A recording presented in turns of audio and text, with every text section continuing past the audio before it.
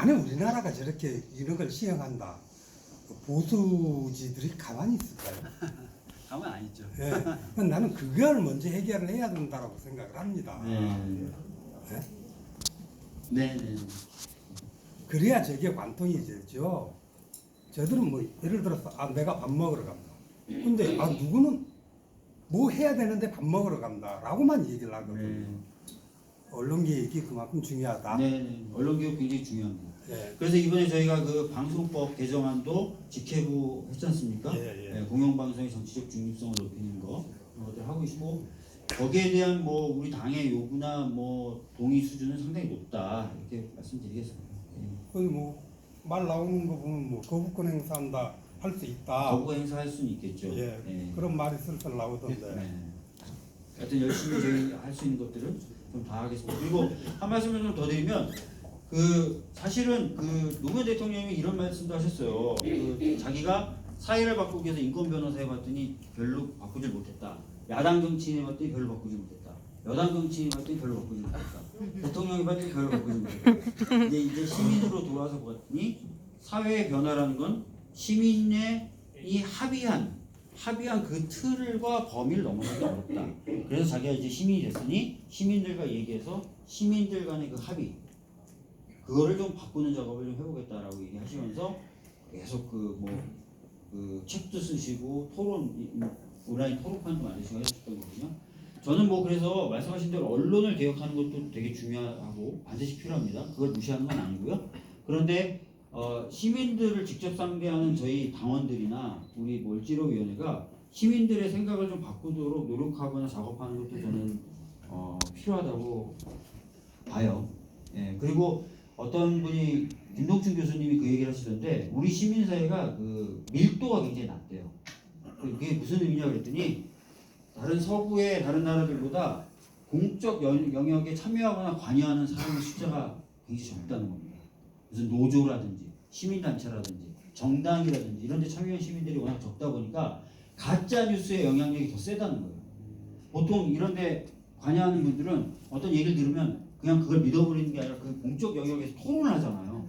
근데 이게 거의 없이 그냥 가짜 뉴스가 딱 떨어지면 그냥 물에 익혀지서 그냥 쫙 퍼져버리는 그런 구조라서 그런 게 더 취약하다 보니까 약간 그런 것들을 좀 더 강화하고 만드시는 노력도 같이 해주면 좋으실 것 같습니다. 네. 또 질문? 한 번 더. 네, 아까 제가 약속을 했죠. 질문이요. 네. 지금 법이라는 게 우리 시대를 반영해야 되는데 네. 지금 윤석열이가 전혀 지금 도움이 안 되는데 이거 뭐 이 못하니까 물러나라 이런 법이 없다는 것 자체가 말도 안 되고요. 그 법을 좀 개정하기가 너무 어렵다는 것도 지금 이해가 안 된다고 생각합니다. 지금 70년 전 법이 그대로 가는 경우가 상당히 많은 걸로 알고 있는데 21세기 맞습니까? 그리고 민주당이 개혁을 하려면 국진당은 어쩌든지 놔두고 일단 노동자들도 정치에 뛰어들어서 목소리를 낼 수 있는 길이 열려야 된다고 보거든요. 그럼 이분들이 그 4년 후에 다시 또 선거했을 때 떨어지면 다시 뭐 원래 일에 복귀할 수 있는 또 그런 유예 기간이라든지 이런 뭐 흔히 말하는 정무지 기간은 이런 제도를 만들든지 해서 그 우리 시민들이 불편해하는 걸 바꿀 수 있는 노력을 할 수 있게끔 이런 분들이 나서야 국가가 변하지 지금 의원들만으로 내가 봐서는 안 바뀝니다. 워낙 수구 세력들이 힘이 너무 세서 기득권하고 짜고 이래 나라를 뒤흔들고 있는데도 못 바꾸고 있잖아요 지금. 그래갖고는 안 되고 어쩔 수 없이 우리 을들이 일어서서 같이 국회로 가서 대변을 해야 뭔가가 될 것 같거든요. 그런 점을 좀 더 노력해 주시면 좋겠습니다. 법을 제발 좀 법이 시대를 좀 따라주십시오. 법이 아직까지 옛날 법을 지금 적용하면 어쩌다는 얘기예요. 지금 일은 뛰어가고 있는데 법은 자꾸 뒤에서 따라오니까 네. 그건 아니라고 생각합니다. 네. 그 최근에 보면은 이제 우리나라뿐만 아니라요. 우리나라 좀 특히 그런 것 같지만 유럽 같은 경우도 의회의 생산성이 굉장히 떨어졌다는 거예요. 그러니까 워낙 이제 양극화가 심해지고 사회 갈등이 심해지니까 의회 내에서도 갈등이 심해지고 이러면서 이제 뭔가 생산적 대화와 그것을 통한 법률 제정이나 개정이 잘 안 된다는 거예요. 그래서 여러분도 아시겠지만 대부분의 나라들이 이거 코로나 위기나 이런 거 터졌을 때